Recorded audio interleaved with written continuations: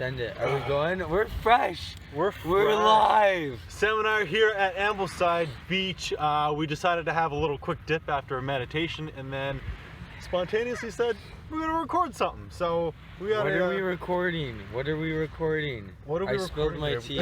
What are we recording? I'll say what we're recording. We're recording a video answering the question why what you hate matters. Why it might even be important. It might even be important. I'd arguably say it's probably more important to focus on at the beginning than anything else, than even trying to find what you love. Because without knowing what you hate, you can't be certain of what you love is a genuine, full manifestation of yourself. Why would you start with hate over love? Why wouldn't you start with love first?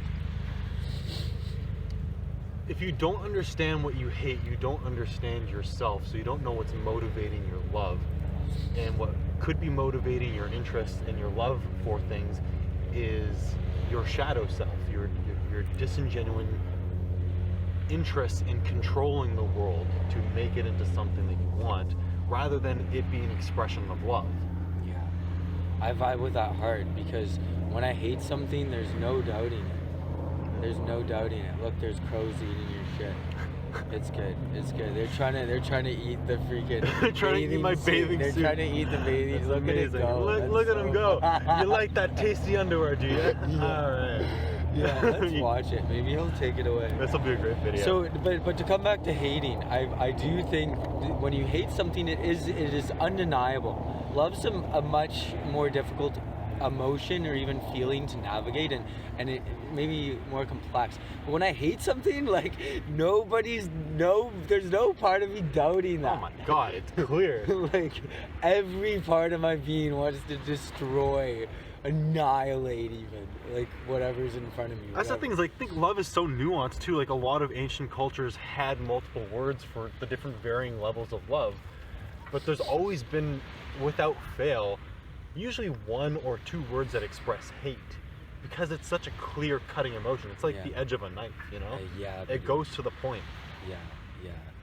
I think there's a good add-on to this question is, why is it important to know what you hate, and what comes about if you don't know that? What is unexpressed hate? What would that look like? Mm-hmm. What happens when hate starts seeping in? Well, when you don't express hate, when you don't acknowledge it, when you don't befriend it, it starts seeping into your life.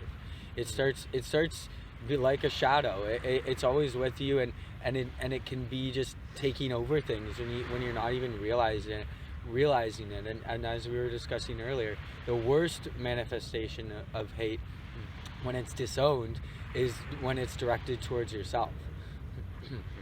That's a good point. When you're unclear on what you hate, and you start seeing the world as being your enemy, or as not being what you want it to be, and you constantly having to try and change the world for it to be something that you love, that is a clear reflection, I'm shivering a lot here, a reflection of the degree that you hate yourself. And until you are clear on the parts of you that are damaged, you're going to see the world as damaged and needing to be fixed, rather than it just being a vehicle for you to give love to people freely. You're constantly going to try and be changing other people. Yeah, can we connect here to like your worldview is your self-view, and like how we're all part of one and stuff. Like, can we go on that? That's vibe so a little beautiful. bit? I love that. Yeah, that's the thing. Is like everybody's gonna have a different story that they connect to. They're gonna have different movies or books that they really vibe with, because it is a direct match to what's going on inside them. Yes. Yeah, that's almost the law of attraction stuff, and I think that stuff you can get a little misguided with it, but energy, like energy attracts like energy, and we were talking earlier. We were talking about attracting a family. We were talking about attracting a family, and we were talking about how if that's something you truly want in your life, the best place to create that isn't outside in the world. The first place for it is to start within yourself, is to fully commit to creating a particular outcome. And maybe to come back to the hate, the hate is what prevents you from being able to fully commit to things. It dilutes it. And so things like, if you can't create an internal family, if you can't take care of your own psychological internal family, the different parts of yourself that are like your kids or like a child or the feminine side of yourself, if you can't take care of those aspects of your internal family, you will never be able to attract an outside family. Whoa. You will never be the right man for a family. Whoa. Just like if you don't take care of the parts of yourself that you hate, you'll start to see them manifest in your world And in your family. and in your family. Your dark side your shadow will manifest in the people you love most and destroy that family unit, because it's destroying your internal family first, and it only manifests in your outside family after. Yeah, and I find it happens when you're sometimes it starts to get away from you, and the hate starts to grow, or maybe it's lingered, maybe something that hasn't been healed for a long time, and eventually, like, I'll be staring someone right in the face, and it's something that I haven't looked at for a really long time, and when it gets to that apex, it's like I've got God or whoever is just like, you have no choice now but to accept this and love this. Yeah, I mean, we'll probably wrap up pretty soon here, but I'll share a quick experiences. In the last 8 months or so, I've been constantly driven back to my experiences with religion as a child, and it has a lot to do with my associated hatred of the idea of God as being a reflection of my hatred for the laws and rules that were in place in the church that made me feel like shit as a person inside as a kid. But that had nothing to do with the idea of God.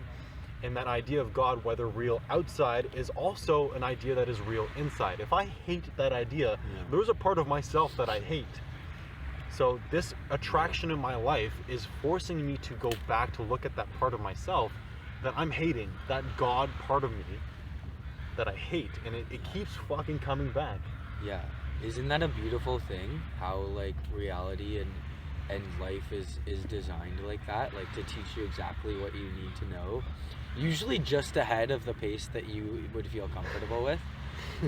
just slightly quicker. That's always the beauty of the subconscious mind. It's always like one step ahead of your conscious mind, where it's like, hey, guess what's coming up next, and your conscious mind is like, what? Oh, here we go. What do you It's mean? here. Oh, I don't like it. I don't want to do this. And your subconscious mind is like, I don't care. We're doing it anyway, baby.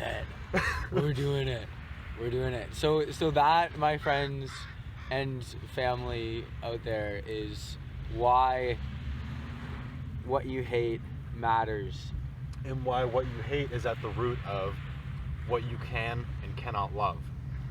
And until you learn to love what you hate, you cannot love what you love. And in the great words of Elon Musk, love is always the answer. Oh. Oh. All right, baby. See you next time. We did it. We did it!